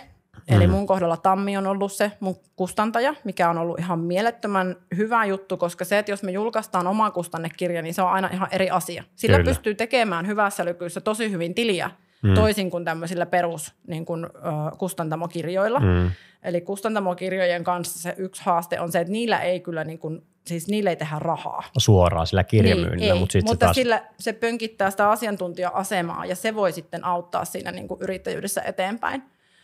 Mutta se on hyvä tiedostaa, että jos julkaisee kirjan, jos sille saa kustannussopimuksen, niin markkinointityö on aika lailla niin kuin itse tehtävä. Eli mun kohdalla esimerkiksi mun ensimmäiset kirjat meinasi sitä, että mä varasin itse yliopistosaleja ympäri Suomea, kirjastosaleja ja mä kävin pitää yleisöluentoja joka puolella Suomea. Ja sitä kautta se tietoisuus lähti niin kuin kasvamaan niistä kirjoista. Et jos mä olisin jättänyt sen vaan sinne silleen, että no niin Tammi, myykääs nyt tämä, niin se ei varmaan olisi myynyt kyllä edes sitä 2000. Eli tosi tärkeä kirjailijalle miettiä se, että mitä kautta julkaiset, ylipäätään tietenkin se, että mitä kautta saat jalan oven väliin siihen, että pääset niin kuin keskustelemaan kustannussopimuksista. Ja sitten just tämä, että julkaisetko omakustanteena ja hyväksyt sen, että ehkä myyt vähemmän, mutta teet sillä enemmän. Mutta samaan aikaan sulle ei tule sitä samankaltaista brändiarvoa, mitä taas iso kustantamo voi tehdä. Eli siellä on niin kuin monia asioita. Mutta se, että niin kuin hirveän paljon tehdään kirjoja, joille ei sit löydy kuitenkaan sitä niin kuin lukijaa, niin se on tavallaan vähän sääli. Eli sen takia mä kannustaisin siihen, että kuka ikinä kirjaa lähteekään tekemään, niin pyydä siihen apua. Eli pyydä apua sellaisilta ihmisiltä, jotka ymmärtää sekä sitä, että miten tehdään kiinnostava kirjan rakenne, miten se saadaan näkyville ihmisille, kuinka se niin kuin oikeasti julkaistaan. Koska se, että sä voit kirjoittaa kirjan ja nimittää itseäsi kirjailijaksi, mutta jos se on löytänyt kenenkään luokse, niin onko se sitten tavallaan sen arvosta? Että kirja vie tosi paljon aikaa. Se on kuitenkin niin kuin fakta. Se vie siltä muulta työltä tosi paljon aikaa. No. Toki se myös auttaa siinä, että silloin pääsee sen äärelle, että mihin mä ihan oikeasti uskon. Millä tavalla mun mielestä näitä asioita kannattaa tehdä. Ja tietysti siinä pääsee sitten, jos tietokirjan tekee, niin myös penkomaan sitä tavallaan tieteellistä pohjaa sille, että onko näillä asioilla validi pohja, mistä mä niin kuin nyt kirjoitan. Ellei se sitten ole tämmöinen oma elämäkerrallinen, mitä vaikka esimerkiksi joku yrittäjyystarina voisi hyvinkin olla. En ole kirjakoutsi, mutta musta sitä on ihana tehdä. Eli aina jos joku laittaa mulle viestiä siitä, että mulla on tämmöinen kirjahaave, niin yleensä mä kyllä tartun niihin. Tuossa on nytkin yksi semmoinen tosi nyt tulee monta kysymystä sitten. Tosi kiinnostava progis, jossa mä oon ihan mielellään lähtenyt siihen niin kuin vähän silleen sparraamaan mukaan. Siitä tuli itsellenikin vähän ajatuksia. Nimittäin mähän toivon mukaan maaliskuussa julkaisen tulee pihalle kustantamon kautta. Mahtavaa. Hyvä. Yrittäjille ja siitä kiinnostuneille kirja. Tosi hyvä. Huhti-toukokuu olisi tarkoitus kuule tehdä tuota samaa, mitä sinä teet. Just kirjakiertue. Nimenomaan. Se on tärkeää, että menee ihan aidosti ihmisten luo. Kyllä. Ja toki nykyään niin kuin vielä nämä kaikki digialustat mahdollistaa ihan niin kuin toisessa mittakaavassa sen. Että sitten niin kuin jossain vaiheessa munkin kohdalla, kun alkoi olla sitä, että meillä oli niin kuin Helsingin yliopiston isoimpia saleja varattu ja silti jäi ihmisiä pihalle. Just näin. Niin se, että kun joku oli ajanut 2 tuntia jostain ja sitten hän on siellä niin kuin yliopiston aulassa silleen, että ei vaan mahu sisälle, niin se tuntui pahalta. Ja sitten me siirrettiin verkkoon meidän luennot. Että se, että ehkä voi niin kuin tehdä molempia. Kyllä, mahtavaa. Tuohon piti vielä kommentoida, että on se sitten kirjanmyynti tai verkkokurssit tänä päivänä tosi yleisiä, tehdä oma mobiiliaplikaatio tai jotain muuta, niin sehän yleensä kaatuu nimenomaan siihen, että ei ehkä tiedosteta eikä olla valmiit tekemään sitä myyntimarkkinointituunia, minkä se vaatii. Että niin kuin lähes poikkeuksetta bisnekset kaatuu siihen, että siellä ei vietetä tarpeeksi aikaa myynnin ja markkinoinnin parissa. Kyllä. Ja tämä on juuri se hyvä, että sä toit tämän, koska niin paljon on varsinkin just hyvinvointialan yrittäjiä, jotka osaa todella hyvin se oma asiantuntijatyönsä, mutta he eivät ole myynnin ja markkinoinnin ammattilaisia. Ja mua itteeni siinä on auttanut aina se, että siis vaikka mä sinänsä vihaan myyntiä, niin kuin sellainen pakkomyynti on mulle aivan punainen vaate, niin mä oon ollut aina niin innoissani siitä, mitä mä teen, että se on vahingossa myynyt kaiken sen, mitä mä oon tehnyt. Eli mä en ole niin kuin varsinaisesti ikinä yrittänyt myydä, vaan ne on tullut niin kuin myytyä. Ja tämä on ehkä semmoinen, mitä kannattaa hyödyntää siinä, että ei ajattele sitä niinkään sen myynnin näkökulmasta, vaan siitä, että sä kerrot siitä, mitä sä oot tehnyt ja mitä sä oot tekemässä. Ja tee joku sellainen juttu, joka sua niin kuin innostaa niin paljon, että sä oikeasti haluat kertoa siitä. Just näin. Mutta sitten tänä päivänä... Niin. Sitten sulla olisi oikeasti joku juttu siinä, mistä on apua ihmisille johonkin ongelmaan. Ja silloin sä vaan kerrot sitä innostuspäissään, niin se luultavasti toimii aika pitkälle. Toki sillä pitää olla ehkä joku pohja myös. Totta kai, mutta nimenomaan se vaatii sitten sen, että sitä markkinaa on tutkittu, testattu, pilotoitu, mikä ikinä se tapa nyt sitten onkaan ja millä termeillä haluaa puhua. Mutta totta kai, jos sä yrität myydä luksussohvia varattomille, niin siinä ei ole niinku markkinaa. Jos sä jostain syystä haluaisit tämmöisen, niinku, että luksussohva kodittomille, ja sitten sä yrität niille myydä, niin ei vaan niinku ole markkinaa. Niin siinä ei auta vaikka kuinka paljon innostuspäissään myyjä markkinaa. Just näin. Mutta täytyy sanoa, että mä oon siis, niin kuin mä sanoin, että mä oon oikeasti yrittäjä irvikuva. Mä en ole koskaan tehnyt mitään tommoista. Mä oon niinku vahingossa osunut niihin oikeisiin paikkoihin. Niin, mutta no joo, ei mennä siihen syvemmin. Kyllä mä luulen, että sä oot tietyllä tavalla sen tehnyt ja sä oot tehnyt sen niinku testaamisen kautta ja sit sä oot todennut, että se toimii, niin sit se on luontaista myös, että sä jatkat sillä polulla. Ja että jos se sun tekeminen ei olisi, sieltä ei olisi tullut mitään vastinetta, niin mä en usko, että sä olisit jatkanut samaa polkua, että sit sä olisit pysähtynyt miettimään ja muuttaa sitä. No testataanpa tää nyt. Mulla on tulossa siis keväällä uusi valmennus, ihan uuden tyyppinen valmennus naisyrittäjille, naisjohtajille, tämmöinen eksklusiivisempi Balance and Bloom 3 kuukauden valmennusohjelma. Ja jos nyt tätä kuuntelevaa tämän tyyppinen juttu kiinnostaa, niin laita mulle viestiä. Niin esimerkiksi Instagramissa @kaisa.j, laita viestiä, jos sua kiinnostaa tämmöinen valmennus, niin sitten mä lähden katsoa, että löytyykö sinne oikeasti osallistujia. Ja sitten, että on sama vielä tuohon sun omaa IGC, mikä tavoittaa vähän enemmän totta vielä kuin kai, nämä mun. Joo, sieltä on mulla on sieltä jo kyllä toki kerätty tätä. Mutta siis siinähän se on niinku, hyvin nopeastihan sen saa. Niin, kyllä. Testoit, onko mitään? Joo, kyllä mulla siellä on jo niinku kiinnostuneiden lista. Tämä on vaan niinku erityyppinen, koska me ollaan pitkään myyty, siis vuodesta 2011 ollaan tehty verkkovalmennuksia. Et sitä mä en ehkä aikaisemmin tuossa maininnutkaan, että se verkko on ollut aina niinku vahva. Et mä oon silloin 2006 jo valmentanut verkossa. Ja niinku se on aika kauan. Joo, se digipuoli on mulle ollut aina niinku helppoa ja luontevaa. Ja me ollaan valmennettu pitkään verkossa ja tehty tämmöisiä niinku matalan kynnyksen verkkovalmennusohjelmia edullisia. Ja nyt mä haluan kokeilla sellaista, en nyt voi sanoa, että se on ehkä premium-valmennus, mutta se, että mä en ole pystynyt enää vuosikausiin ottamaan valmennettavia sillä tavalla, mitä mulle olisi tullut. Just näin. Ja tällä hetkellä nyt syksystä saakka mä oon tehnyt taas enemmän yksilövalmennusta, ja ne on pääosin naisyrittäjä, naisjohtajia, ketkä mulle niin kuin tulee valmennukseen. Ja mä huomaan, että siellä on semmoisia tiettyjä asioita, mitä me ei päästä yksilövalmennuksessa käymään läpi, koska aika loppuu yksinkertaisesti kesken, joten mä nyt haluan rakentaa siihen ympärille tämmöisen niin kuin, ja siinä on myös niin kuin tämmöisiä ihan live-tapaamisia, että me nähdään sitten niin kuin ryhmällä myös ihan livenä, että päästään sitten syvemmälle niihin teemoihin. Sounds good. Se tuntuu tosi tärkeältä ja oikea-aikaiselta. Mahtavaa. Ja sitten kun miettii pidemmälle, niin mikä merkitys sillä on, että jos saadaan lisää yritysjohtajia, jotka niin kuin voi paremmin ja sitten, että mikä se arvo on pitkässä juoksussa, niin sillä voi olla tosi kauaskantoisia. Kyllä. Hienoa. Onpa kiva. En tiennyt. Tämä tuli itsellenikin yllätyksenä. Ei ollut mikään suunniteltu mainos, mutta ostakaa. Kyllä tässä kun ollaan sen äärellä, että näitä pitää kertoa, niin sitten me kokeillaan, että miten se lähtee. Totta kai pitää kertoa, just näin, oikein toimii. Mennään lyhyisiin kysymyksiin. Jos en mä ole sun mielestä unohtanut kysyä sulta jotain niin kuin hyvin oleellista, niin... Mennään lyhyisiin. Katsotaan, mitä sieltä tulee. Mitä sanoisit, että on ollut kaikkein tärkein opetus sulle elämässä?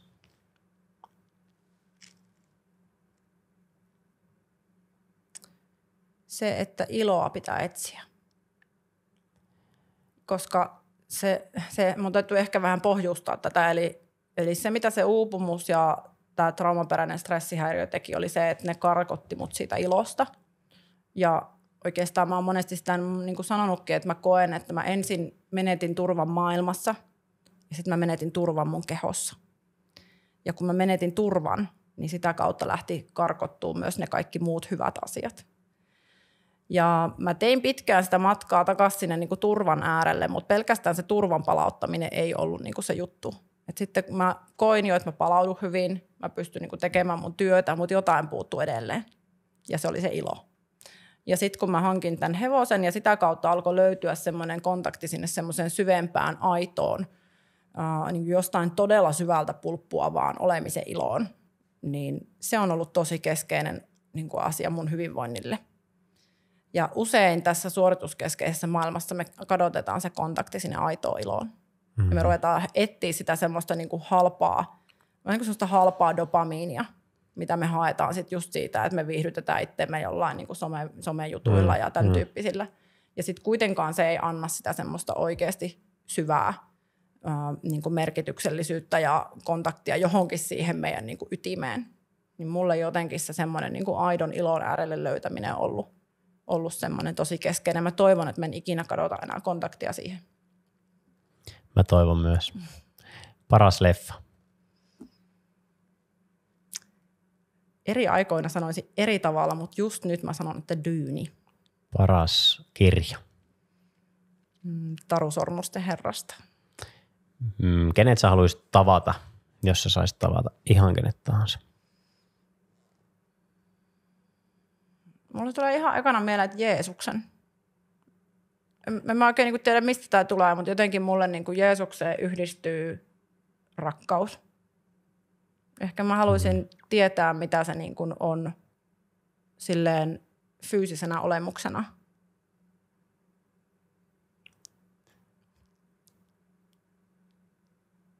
Ei mennäkään pidemmälle tuo. Ai että mä ensin mennä johonkin rakkaudet teemoihin, mutta mistä sä unelmoit? No, uudesta hevosesta. No, siitä, että mä löydän sellaisen niin kuin sielun hevosen. Se on Kaisa 5V täällä juttelemassa nyt. Ihanaa. Kyllä sä löydät sen. Voiko joku auttaa sua jotenkin vai onko se niinku minkälainen prosessi? Ostakaa mun valmennuksia. No niin. Ei vaan se, että hevosen pito on ihan järkyttävän kallista. Siis se on kalliimpaa kuin mä olisin ikinä voinut ajatella, koska aina tulee jotakin ja sitten tarvii yhtäkkiä sille kelpaa vaan 5 tonnin satula ja tulee eläinlääkärikuluja ja siis tulee kaikkea koko ajan. Eli siinä niin kuin hevosen kanssa yksi tärkeimmistä jutuista on se, että on kova kassavirta. Joo. Se on niin kuin se. Sitten kun se on kunnossa, niin sitten kaikki helpottuu. No niin. Toivotaan, että ostos tapahtuu pian. Joo. Mitäs mä vielä kysyisin? Mä kysyisin, että mitä vinkkejä sille, joka miettii, että pitäisikö hypätä? Riippuu mihin hypätä. Mutta jos se on yrittäjyyteen hypätä. Niitä on siis unelmia, mitä haluaa oikeasti tehdä. Se voi olla joillekin, toki nyt tässä puhutaan yrittäjyyden teemoilla, mutta ei haittaa, jos vinkki osuu myös jollekin, joka miettii, että pitäisikö hypätä vaikka toiseen palkkaduuniin tai jonkun harrastuksen pariin. Tai... Joo, mä kysyn vastakysymyksen. Mikä on vaihtoehto? Uskallatko olla hyppäämättä? Niin, tai oikeastaan just, että mikä on sun vaihtoehto? Eli jos sä et hyppää, mitä on 6 kuukauden päästä? Mitä on vuoden päästä? Mitä on 5 vuoden päästä? Mitä on 20 vuoden päästä? Että jos se sama ura jatkuu ja mikään ei muutukaan, niin mitäs sitten? Yleensä toi, mikä on vaihtoehto, se on ollut mulle itselleni semmoinen pysäyttävä kysymys aina, että jos mä en vaikka valitse mun omaa hyvinvointia, mä en jaksa tehdä niin kuin asioita sen äärellä jaksa yhä uudestaan palata siihen, mikä on vaikeaa. Ruuhkavuosi arjessa, hyvinvoinnin priorisointi ei ole ihan helpoin rasti. Niin mikä se vaihtoehto on? Mä oon väsynyt, mä en ole läsnä, mun lapset ei saa sellaista äitiä, joka mä voisin niin kuin aidoimmillani olla. Kyllä. Niin kuin mun elämän tyytyväisyys laskee, musta tulee kärttyinen marttyyri, niin kuin mä en voi olla mun työssä varmaan kauhean hyvä ja niin edelleen. Niin musta tää on aina niin kuin hyvä kysymys. Mikä on se vaihtoehto? Jos et sä hyppää, jos et sä tee niitä muutoksia, mitä sun tarvii tehdä ja sä tiedät, että sun tarvii tehdä, niin mikä se vaihtoehto on? Mistä sua voi seurata? No helpoimmin Instasta, @kaisa J. Se on se mun ykköskanava. Mä tykkään Instasta, kun se on niinku visuaalinen. Ja sitten storeihin usein helppo kirjoittaa semmoista niinku omaa jotenkin niinku mielenjäsentelyä ja tämän tyyppistä. Sieltä. Tajusin, että siellähän se on. Käydäänpä ottaa loppuun puhelin, että onko se nyt tullut kysymyksiä, niin katsotaan päästäänkö vastaille. No niin, tehdään näin.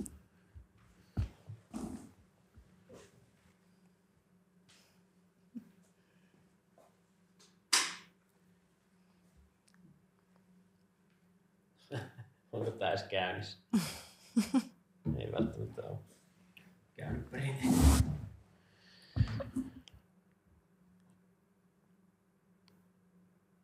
Niin, oliko se pysähtynyt siihen? Niin. Just. Joo, no niin. No täällä on pysähtynyt kuva, en tiedä herääkö vai eikö, mutta tähän on hyvä lopettaa. Hei, ihana iso kiitos. Kiitos, kun sain tulla. Kiitos kuulija myös sinulle. Jos ja kun tästä heräsi ajatuksia, niin olisi ihan superkuulla, että mikä uppos, koska muhun uppos ainakin moni. Samaistuitko näihin, osuuko joku siihen sellaiseen osaan tuolla kehossa, että sitten on pakko jotain muuttaa tai haluat muuttaa, niin pistä sinne Instagramiin ja tägää Kaisa J ja Johannes Laine ja voit myös Kohti unelmia podcastin tägätä ja toivon mukaan päästään jatkaa keskustelua siitä ja ehkä oivallutamme toisiamme myös siellä somen puolella. Kiitos! Kiitos. Tuli vielä kiittää tähän loppuun, että löysit Kohti unelmia podcastin ja mikäli tämä tai joku muu jakso on antanut sulle ajatuksia, työkaluja, innostusta, energiaa tai jotain muuta positiivista, niin mulla olisi sulle pieni pyyntö. Sä voisit 2 tapaa nyt auttaa minua tekemään Kohti unelmia podcastia myös jatkossa laadukkaana, kenties isommin, kenties aktiivisemmin. Ensimmäinen tapa ei maksa sulle mitään. Tee jollain tavalla tää näkyväksi tää jakso. Tykkää, seuraa, jaa, kommentoi ja pistä kenties linkki jakoon jollekin 1-2 ystävällesi, ketkä vois tästä podcastista tykätä. Ja toinen tapa on sitten se, että katsot jaksokuvauksesta, mikäli sieltä löytyisi jotain palveluita, etuja, mitkä auttaisi sua yrittäjyysunelmissa eteenpäin konkreettisemmin. Ja siellä on toki myös mahdollisuus ostaa mulle vaikka kuppi kahvia, jolloin mahdollistat ja autat tämän podcastien tuotannon tekemistä. Iso kiitos, että kuuntelit, iso kiitos kun autat ja iso kiitos kun nautit elämästä ja toteutat niitä sun unelmia, koska sitä varten tämä podcast on tehty.